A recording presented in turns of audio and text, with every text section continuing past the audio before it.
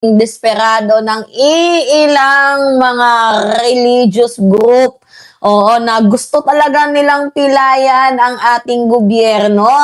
Gusto talaga nilang mapaalis na si PBBM, like very excited silang mapatalsik si PBBM na in the first place, paulit-ulit na nilang ginagawa ang pag-rally pero wala namang napupuntahan. So nagsasayang lang kayo ng pondo. Kasi ganito, meron tayong nalaman, mga minamahal, sa kaibigan nating ah, nagsasamba rin sa relihiyong ito, na ang balak daw, parang people rally, EDSA people power, pero ang gagawin nila, mag-i-stay daw itong napakaraming tao na ito dyan sa Kamaynilaan para ma-band, 'di ba, yung mga commuters para pipilayan ng ating ekonomiya. Ganon yung gustong mangyari nitong isang religious group leader na to, na kung saan yung kanyang mga tauhan, mga minamahal,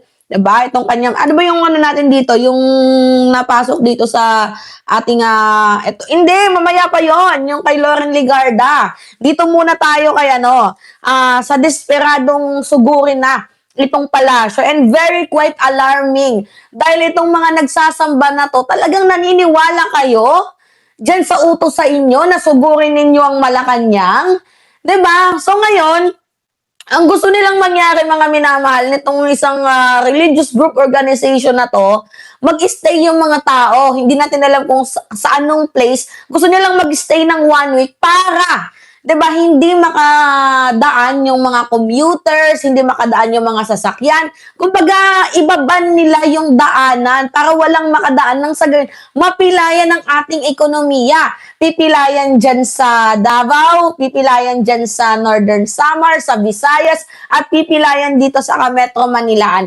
Sabay-sabay silang magrarally. Ganon yung plano. According yan sa ating narinig na ating kaibigan na nagsasamba dyan sa isang relihiyon na yan. Tapos bigla ko tong nakita tong balitang to. Yung susugurin na yung Malacanang, sabi ko, hindi na to bago. Uulitin na naman nila ulit, Emmanuel Bungaw. Ang nangyari noon, yung 3 days rally nila, 4-piece rally, di ba? Peace daw pero nagkagulo. Meron bang peace na nagkakagulo? Meron bang peace na nagsisiraan, 'di ba? So ngayon, eto na. Oo.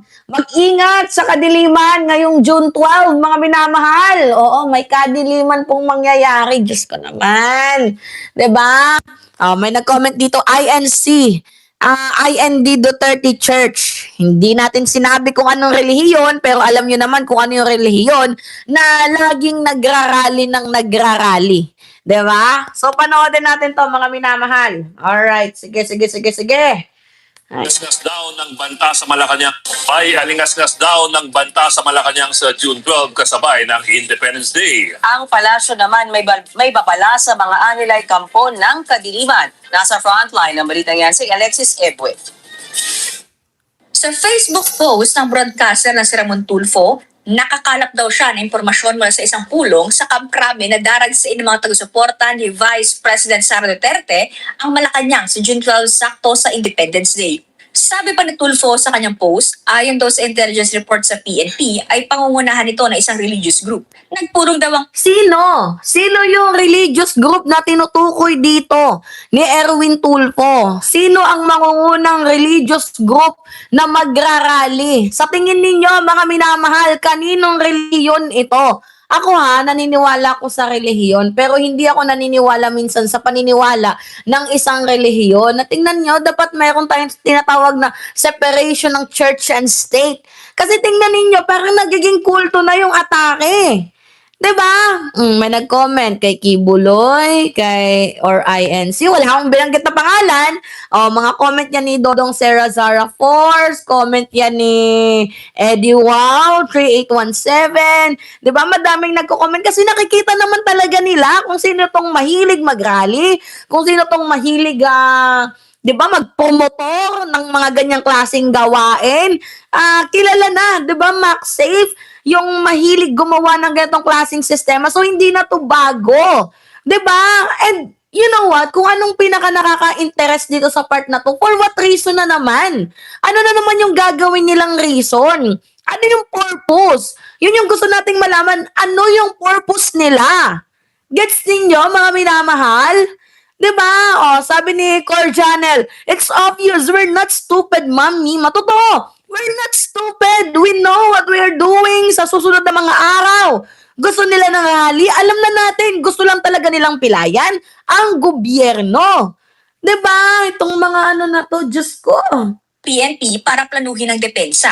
Sa isang naunang post, sinabi ng broadcaster na kabilang sa nasabing meeting sa Krame ang lahat ng PNP regional directors. Biglaan daw ang meeting at closed door. Wala ang media. Oh, sino yung mahilig magpa-meeting ng closed door? Sino yung mahilig magpa-meeting ng closed door? Gets ninyo, mga minamahal? Oh, sino yung mahilig magpa-meeting ng closed door? Tapos ano yung gagawin sa closed door? Oo. 'Di ba? I-impluwensyahan, i-manipulate, 'di ba? Yung mga taong 'yon para tara na mag-rally na tayo kasi alam ninyo, magiging successful ang isang rally once na hawak nila ang nangunguna sa AFP, hawak nila yung nangunguna sa PNP, hawak nila yung AFP sa madaling sabi. Pwede pang maging makatotohanan yung rally nila. Kaso kung hindi naman nila hawak ang AFP, yung PNP, yung mga commander dyan, walang silbi ang rally. Kahit mag-rally kayo ng once, twice, thrice, hindi may isa sa katuparan yung rally nyong yan kung mga minamahal, wala kayong tao na nasa taas. 'Di ba? Sabi ni Ballpoint, what are they? Watch how the Senate is being sacked and expect Sara to be sacked. Wow, si Ballpoint. English yun. 'Di ba? Shoutout kay Ballpoint nandito sa ating channel. Continue tayo, mga minamahal. Pero nakasama raw sa nasabing pulong si Interior Secretary John Vic Rimulya. Agad itinanggi ng PNP na may kumpirmadong intel kaugnay sa mga kumakalat na umanay banta sa pagdiriwang ng Independence Day. May mga nakaplano na raw na deployment kaugnay niyan pero bilang bahagi ng normal routine exercise ng kapulisan. We have received no validated intelligence regarding any such threats on Independence Day, but we reassure the public that the PNP remains ready and vigilant and fully deployed to ensure the safety and security of all Independence Day celebrations across the country. Bagamat totoong nagkaroon ng pulong kasama ang PNP leadership at ang mga regional director kasama si Secretary Rimulya, hindi raw ito emergency meeting. There's nothing unusual or there's nothing urgent about the meeting, and it's normal and routine exercise of the Secretary's authority of the Philippine National Police to set direction, align priorities, as well as ensure that all the programs and the operations of the PNP are consistent with the administration's peace and order agenda. Naging Alam ninyo, sa totoo lang, hindi magiging successful yung magiging rally nila. They are wasting their money, their capacity. Gusto lang nilang ipakita na they have a numbers. Pero at the end of the day, they don't have a numbers but they want to show that they have a numbers. Gets ninyo?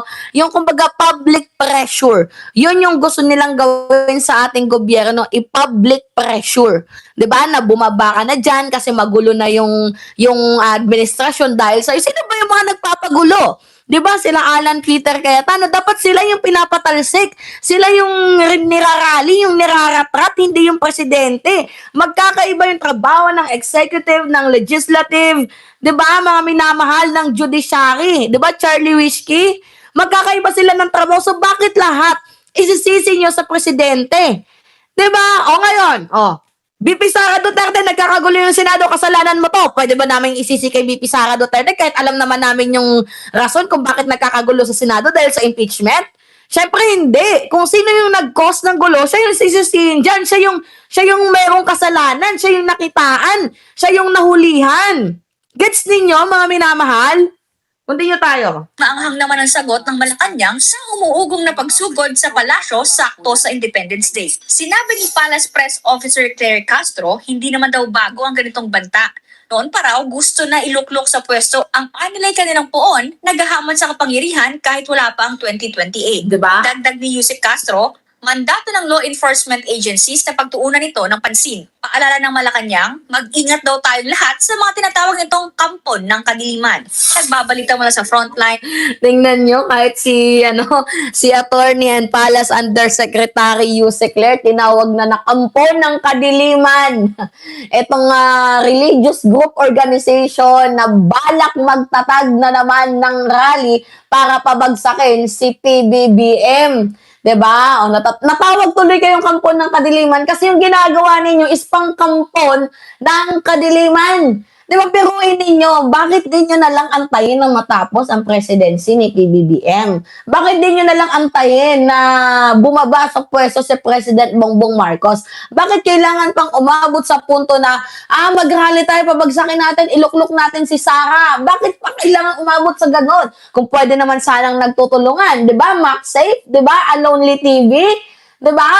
Diba? Eric De La Cruz? Diba, pwede namang magtulungan, pero bakit kailangan umabot sa punto na patalsikin natin to, may rally tayo, sunugin natin to, military junta natin to, barilin natin yung Diba, bakit kailangan umabot sa puntong ganun? Kung pwede namang ayusin yung sitwasyon, pero ang ginagawa ng ibang mga kampon ng kadiliman, diba, mga minamahal, imbes na pag-ayusin ang magulong sistema, dumadagdag pa sila sa mga problema.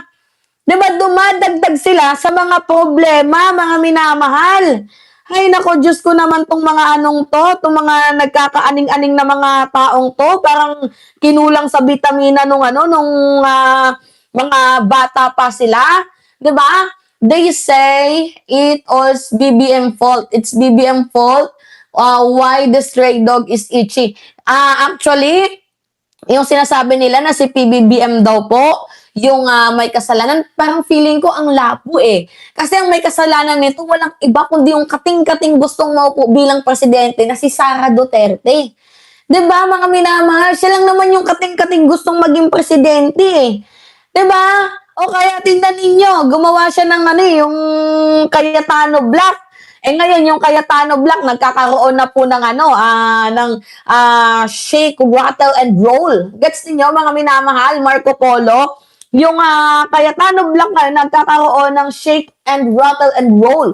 Diba alam ninyo, si Chis Escudero merong kaso. Diba? So si Chis lumipat na dito.